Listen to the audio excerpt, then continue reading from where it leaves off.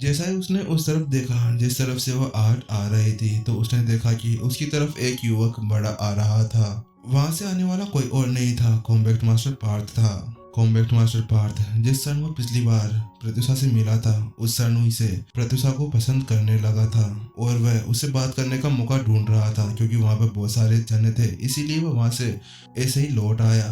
हालांकि अब इस बात को वो ज्यादा देर तक नहीं छुपा सकता था, क्योंकि वो जानता था कि प्राचीन डोमेन के अंदर जाने के बाद में उसके लिए लौटना बहुत ही ज्यादा मुश्किल होने वाला था और शायद ऐसा भी हो सकता था कि वहां पर वह मर जाए। पार्थ ने जोर से आवाज लगाई, प्रत्युषा। और ये आवाज सुनते ही प्रत्युषा ने फिर से अपना भेष बदल लिया था। हालांकि पार्थ उसे पहचान नहीं पा रहा था, लेकिन प्रत्युषा अभी भी बहुत ज्यादा खूबसूरत लग रही थी, जो कि विधि से भी बहुत ज्यादा खूबसूरत थी। यही तो कारण था जिसके कारण पार्थ अपने आप को उसकी तरफ खींचने से नहीं रोक पाया। पार्थ जल्दी से प्रत्युषा के पास में चला गया और वह शर्माने लगा और उसकी हार्ट बीट बढ़ने लगी। उसने कहा, प्रत्युषा बात कुछ ऐसी है, मैं आपसे कुछ कहना चाहता हूँ। प्रत्युषा ने भी आराम से कहा, हाँ बोलो, तुम्हें क्या कहना है।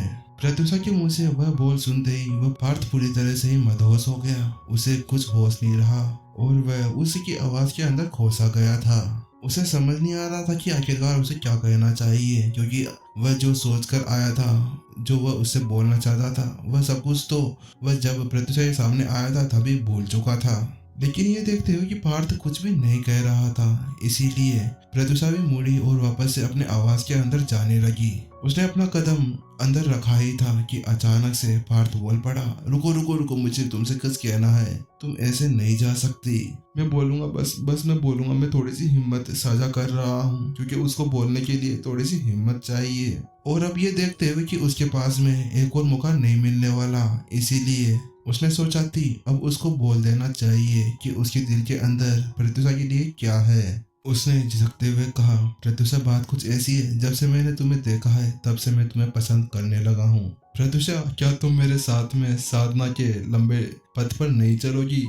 अरे भाई, इस पार्थ को कोई तो प्रपोज करना सिखा दो, ये कैसी बातें कर रहा है लड़की से। पार्थ एक सीधा साधा लड़का था और वह ऐसी कोई बात करना नहीं जानता था, इसीलिए उसने सीधे सीधे बिना कुछ छुपाए जल्दी से अपने दिल की बात प्रत्युषा को कह दी।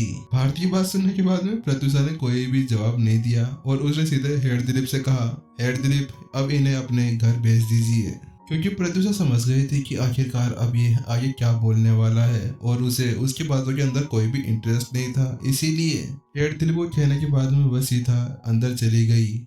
लेकिन प्रत्युषा को अंदर जाते देख पार्थ बोला, प्रत्युषा, मैंने अभी तक अपनी लाइंस पूरी नहीं की है, कम से कम इन्हें सुनकर तो चली जाओ। और ये देखते हुए कि वह उसकी कोई बात नहीं सुन रही थी, पार्थ अंदर जाने की कोशिश करने लगा। हालांकि इससे पहले कि वह अंदर कदम रख पाता, हेड दिलीप ने उसका रास्ता रोक दिया और पार्थ से कहा, पार्थ, वह आपसे नहीं मिलना चाहती, इसीलिए आपको यहाँ से चले जाना चाहिए। पर मैं उनसे बात करना चाहता था, पार्थ ने हेड दिलीप से कहा, पर मैं आपको बता देता हूँ, अगर उन्होंने एक बार अपना जवाब दे दिया तो फिर आप उनको कभी भी नहीं मना सकते, इसीलिए आपका उनके पीछे टाइम बर्बाद करना आपके लिए ही मुश्किल बना देगा। वे सारे शब्द अब ठंडे पानी की बाल्टी की तरह पार्थी दिलों की आग को बुझा रहे थे, क्योंकि पहले ही पार्थ ने अपने दिलों की पूरी बात प्रत्युषा से कह दी थी, लेकिन फिर भी वो वास्तव में उसे घर के अंदर भी नहीं घुसने दे रही थी, तो फिर वह उसे दिल के अंदर तो क्या ही घुसने देगी।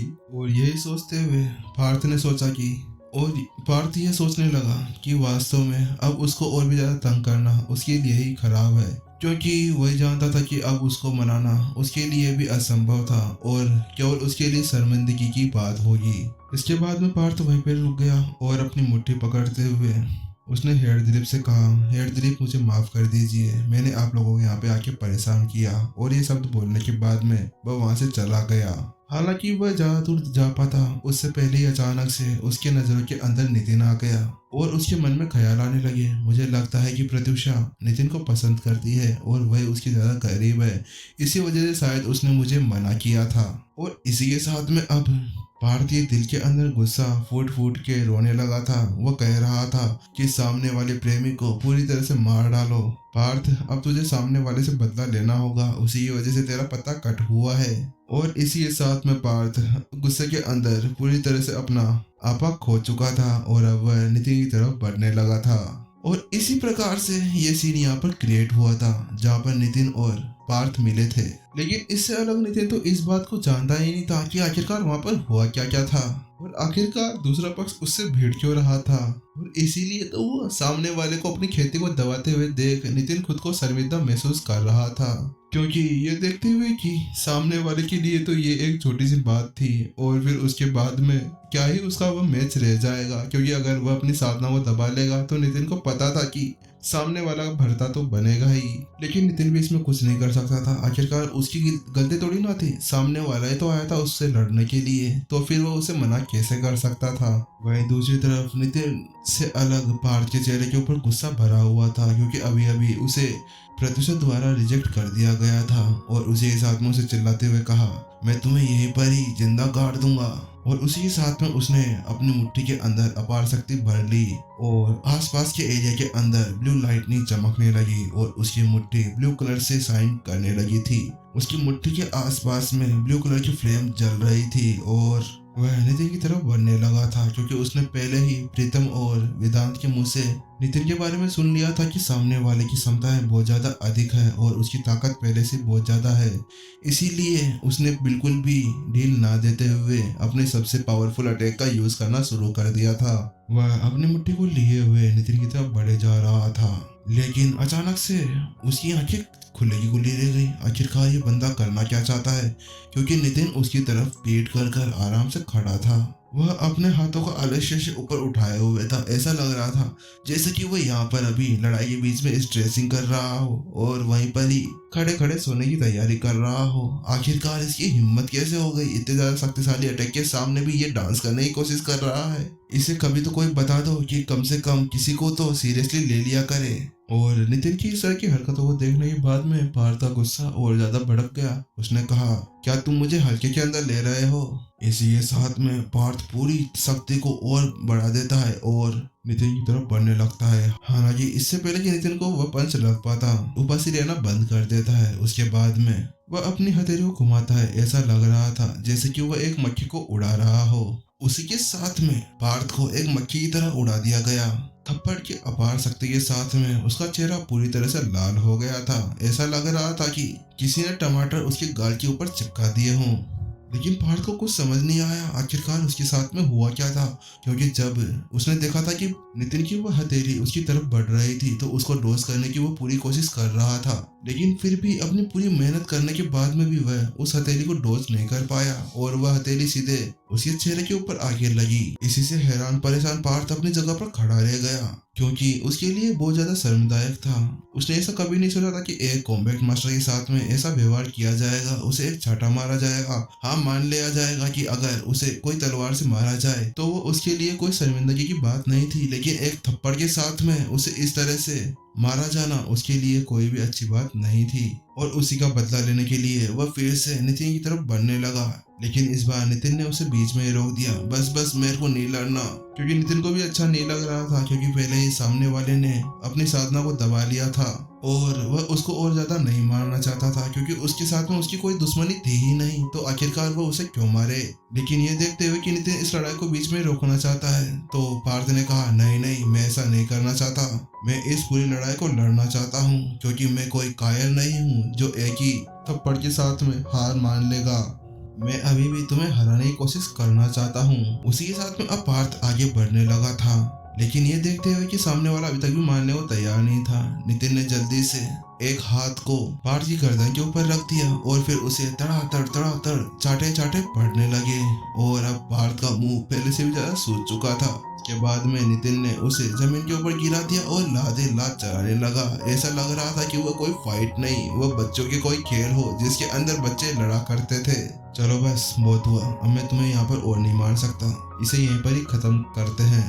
हाथ हिलाते हुए नितिन अब पार्थ के पास से गुजर गया और अब वह वापस से प्रत्युषा घर की तरफ बढ़ने लगा। अब नितिन कुछ ही पल के अंदर प्रत्युषा घर के बाहर पहुंच चुका था और गेट खटखटाते हुए वह अंदर चला गया। प्रत्युषा अभी तक भी नहीं सोई थी। वह मुख्य हॉल के अंदर दूसरी तरफ फेस करते हुए कुछ सोचते हुए खड़ी थी। ऐसा लग रहा था जैसे कि वह बहुत ही गहरे चिंतन के अंदर हो।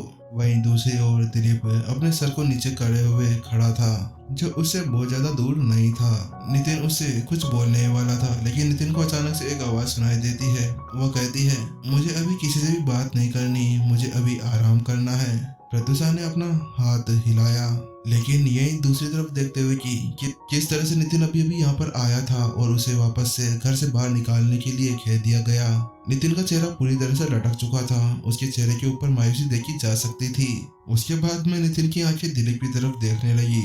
एक पल की झिझक के बाद में दिलीप ने दोस्ताना आवाज के साथ में खांसते हुए नितिन से कहा, सीनियर नितिन, बात कुछ ऐसी है कि हम लोग वहां से आने के बाद में यहाँ पर अभी कुछ पल पहले पार्थ आया था और उन्होंने सीधे आकर प्रत्युषा को प्रपोज कर दिया और उन्होंने भी उनके उस प्रपोजल को एक्सेप्ट कर लिया था और उससे बाद में से वह किसी से बात नहीं कर रही। लेकिन जैसे ही नितिन ने हेड दिलीप के मुंह से वह शब्द सुने, उसके ऊपर बिजलियां गिर गई। क्या क्या क्या उसने कबूल कर लिया? नहीं नहीं, तुम मजाक मजाक मत करो मेरे साथ में। क्या वास्तव में उसने उसके प्रपोजल को एक्सेप्ट कर लिया? नितिन के माथे के ऊपर गहरी सिकन देखी जा सकती थी। वह बहुत ही ज्यादा परेशान लग रहा था। उसके चेहरे का पूरा रंग उड़ चुका था। उसको ऐसा लग रहा था कि उसके दिल के ऊपर किसी ने तीर मार दिया हो। हाँ, सही बात है, हेड दिलीप ने अपना सिर हिलाते हुए नितिन से कहा। लेकिन जैसे ही नितिन ने हेड दिलीप के मुंह से वह शब्द सुने और उसने पक्का कर लिया कि वास्तव में हेड दिलीप उससे झूठ नहीं कह रहे थे, नितिन पूरी तरह से आग बबूला हो गया और उसने कहा, हेड दिलीप, मुझे माफ करें, लेकिन मुझे अभी कुछ कामों से निपटना है और मुझे अभी कुछ काम याद आ गए हैं, इसीलिए मैं आप लोगों से बाद में मिलता हूँ। उसके बाद में नितिन वहां से निकल गया। लेकिन वहीं दूसरी ओर हेड दिलीप मन मन में सोचने लगे, आखिरकार सीनियर नितिन को किस बात की याद आ गई जो अचानक से वो यहाँ से वापस से चले गए। वहीं दूसरी तरफ अब नितिन उस तरफ जाने लगा जिस तरफ पार्थ जा रहा था। वो मन मन में सोच रहा था, मैंने लगता है पार्थ के साथ में कुछ ज्यादा ही नरमी कर दी है। आखिरकार उसने तो मेरे साथ में लड़ने का चांस दिया था, तो मुझे उसके साथ में ऐसा नहीं करना चाहिए था। वास्तव में मुझे उसके साथ में पूरी ताकत के साथ में लड़ना चाहिए था। मुझे आखिरकार अपनी पूरी ताकत उसे दिखानी चाहिए, क्योंकि उसकी मन की इच्छा तो पूरी हुई नहीं होगी, क्योंकि वह भी तो चाहता था ना कि वह एक शक्तिशाली लड़ाकू से लड़े। नितिन के वहां से चले जाने के कुछ समय बाद अचानक से पार्थ की जोर से चिल्लाने की आवाजें आने लगी, जो पूरे इलाके के अंदर गूंज उठी थी। पार्थ को भी बहुत बुरी तरह से पीटा जा रहा था। अभी उसकी तो इतनी भी हिम्मत नहीं थी कि वह अपने पैरों के ऊपर खड़ा हो जाए। वहीं दूसरी तरफ प्रत्युषा घर के अंदर हेड दिलीप मन ही मन में सोच रहे थे, आखिरकार ये आवाजें कैसे आ रही है। प्रत्युषा, यह आपने अच्छा नहीं किया। बेचारा पार्थ, उसके साथ में क्या क्या हो रहा होगा वहां पर।